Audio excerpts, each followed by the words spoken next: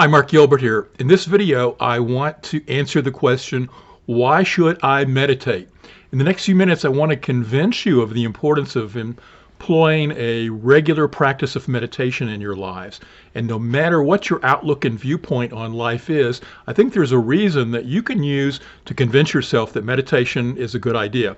Now, later on in the video, I'm going to give you my top 2 ideas why I think meditation is so important. And at the very end, I'm going to give you some ideas briefly on how to meditate, just a wide array that you can consider. But I want to start by looking at the fact that we each have our own viewpoints on life. And I stress this in a lot of my videos. I talk about the fact that we develop our own mental maps, that we develop a worldview, that we evolve through worldviews, etc. But the key point is that you right now have a set of ideas and values that are important to you. And they typically line up with a lot of other people in our culture. Now, I've got more info on the idea of worldviews and mental maps in other videos, and they're linked in the show description below. But what I'd like you to consider right now is that you probably fall into one of 3 large camps within modern culture. And the first one is what we would call traditional, the second is what we'd call modern, and the third is what we'd call postmodern.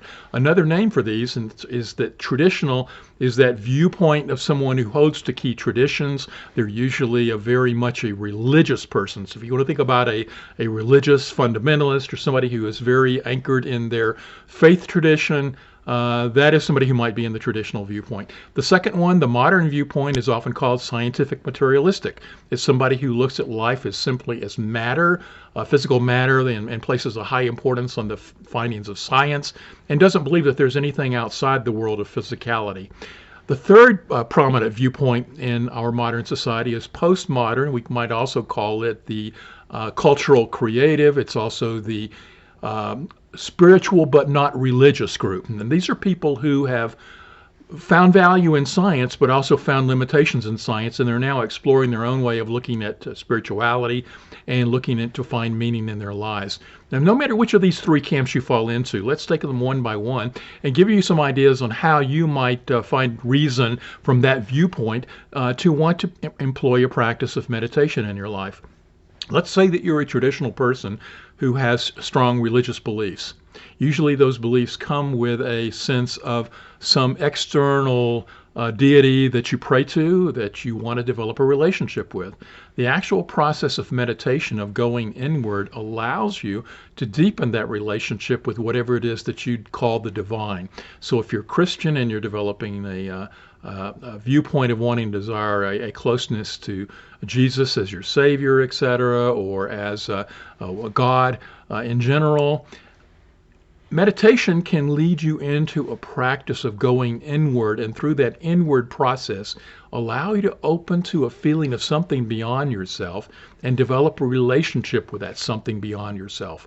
So if you tend to look at life as this religious, and there are religious entities that you pray to and that you desire a more deep and meaningful feeling and sense of connection to, a sense of relationship with, then meditation can help develop that sense.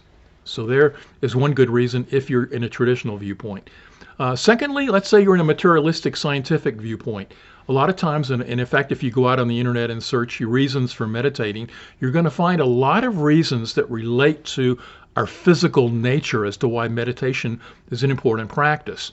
It can be such things as reducing stress, relieving anxiety, eliminating or reducing depression. It also can build self-esteem and self-confidence in yourself by the regular practice of meditation. There's numerous health benefits, including lowering your blood pressure and many, many other material physical things. In fact, we could sort of wrap it all up and say that there are many physical health benefits for a routine practice of meditation. And that in and of itself, if you define yourself as this physical body and everything is matter, is enough reason for you to want to try to practice meditation. The third group, the spiritual but not religious, cultural, creative, postmoderns, these people who they value and see the interplay of material life, but they also recognize that there is a life beyond the material. And that this practice of meditation actually is a way in which you can feed into what your sense of spirituality is.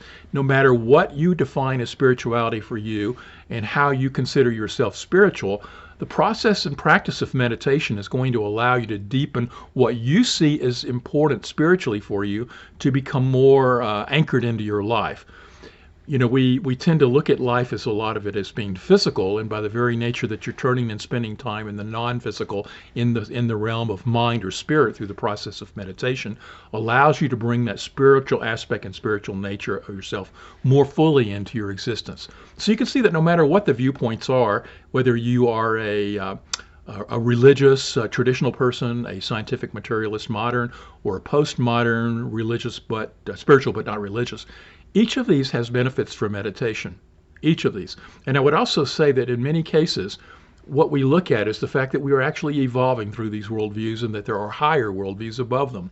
And in fact, if we move beyond the postmodern worldview, the spiritual but not religious, there are what we call second-tier consciousness, integral consciousness, things of that nature, higher levels of consciousness, where there is a degree where we look back and integrate all of the various worldviews, all of the various mental maps that people have, and see the value in the process of them. And this path that we are on, this evolutionary path in our consciousness, can be supported by a practice of meditation, which leads me to the two big reasons why I think we should all meditate. The very first one relates to what I was just describing, is that we are on this evolutionary arc in our consciousness. And what many people have indicated is if they're looking for a practice that's going to support your evolution of your consciousness through these worldviews and through a more expansive nature of how you view life and the interplay of all of life, that a regular routine practice of meditation is going to be one of the key tools that you can use to move you up in consciousness. In fact, the phrase has often been used that meditation can serve like a conveyor belt to take your consciousness to higher and higher levels of understanding. So there's a key reason right there why a routine area of meditation for you will be beneficial. The second one is that if you look at life as I do, is that we are not only physical beings, but we are spiritual beings having this human experience, and that we live in multiple realms at one time. Again, I do a lot of videos and talk about that, and I'll link one or two in the show description. I see that our lives are playing out in this physical realm, but we're also in a mental realm and we're also in a spiritual realm. And you can sort of envision it like a sliding scale where we can move up and down in each moment as to what we're giving attention to.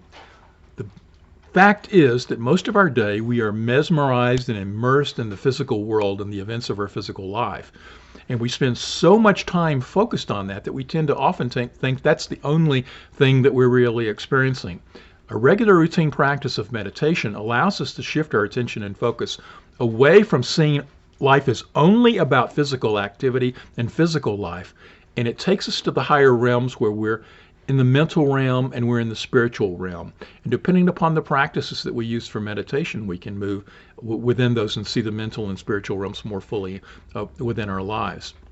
Now, that for me is a key reason, because so much of our everyday life, if we're always thinking out there, is real, because it's what we're focused on so much of in our busy everyday lives. Taking time each day to meditate allows at least a semblance of some degree of balance, of a recognition of the other realms of life beyond the physical.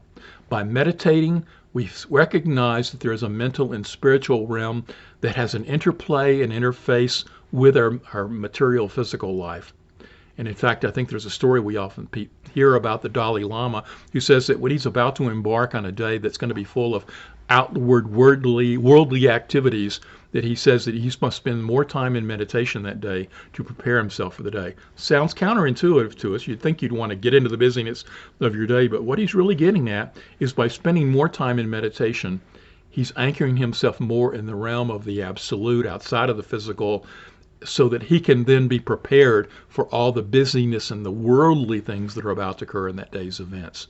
So, meditation the two key things, just to reiterate, I think that are important, can serve as a conveyor belt to move you upwards in consciousness, to move you along the evolutionary path where you see more and more the greater interplay of all of life, more where you begin to recognize that life transcends the physical form in which you're living and has spent so much of your time each day focused upon. And it also has that aspect to bring a degree of balance into your life, so that the more you can spend in the non-physical realm, it helps to anchor that awareness in while you're navigating through your daily life events. So there's the reasons I think you should meditate. What do you think about those? And I'd love to hear your thoughts. Leave me a comment in the comment field below. But as indicated at the beginning, I want to give you some ideas on how to meditate. If this has helped you or reinforced for you the idea of the importance of meditation in your life, then the question might be, how do I meditate? You know, this was something back when I was very young, and I would go and read and explore and discuss this with other people. A lot of people were throwing out these very strict patterns of meditation. You had to do it at this time of day. You had to sit on this cushion. You had to be in this very strict position, and you had to had this very strict way of doing it. Many of them often involved not only sitting quietly, but say focused on a mantra or a word that you would say over and over, either verbally or in your mind, and focus on that, or focus on your breath. But there were very strict rules often given in terms of how to meditate. Well, what I want you to know are there are no strict rules. Those strict rules actually probably come out of the traditional method, which was all about rules and structure. But as we have grown and evolved, we've recognized that meditation can be whatever you design it to be. It is something where you're essentially focusing your attention away from the physical world and into the non-physical world. And in that, whatever you do and what works for you is what's important. There's a number of ways in which you can do this. Yes, you can sit in a key position on a cushion, but you can also sit in a chair. You can also stand. You can also do walking meditations. I tend to sit in a comfortable chair, and then I focus on my thoughts, but that's a way that has worked for me. Also, I have found that if you are beginning and you want to look at an object, a candle or a flower or something in front of you, and just gaze at it and keep bringing your attention back to it, that's another key way in which you can develop a pattern of meditation. Yes, you can use a word or a mantra. A lot of people like to use the word Om, Om, and say that over and over, but you can use that word or any other word.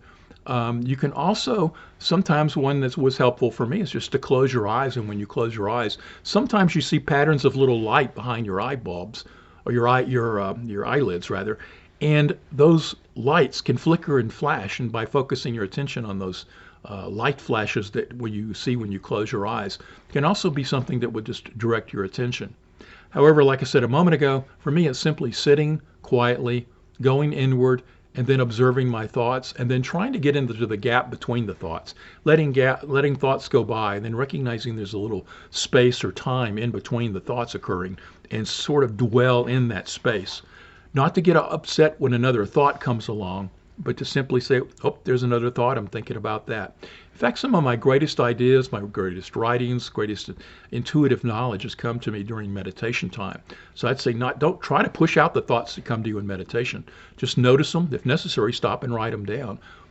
Keep them, because there probably could be some sort of intuition or intuitive message that's coming to you. But the key thing is to note them, let them go, and then move back into the space of moving beyond. You really just want to simply turn your attention away from the world of form, the physical stuff, and inward. And that gets to the fact that if you're following your thoughts, you're often looking at the mental world. If you can get into between the gap in your thoughts, you're getting into more of that deeper spiritual world. But either one that serves you and benefits you and gives you guidance and support and helps you move along in your successful idea of what meditation can be for you, that's the one that you should do. And do it until it doesn't work, and then try another. In any case, I hope this video has been beneficial. If so, be sure to hit a like. Again, leave me a comment about your own meditation practice. And as always, I would love it if you'd subscribe. Doing so helps us let YouTube know they like the videos we're making here, that you like the videos we're making here, and helps us rise up in the search features. So thank you for watching. Until next time.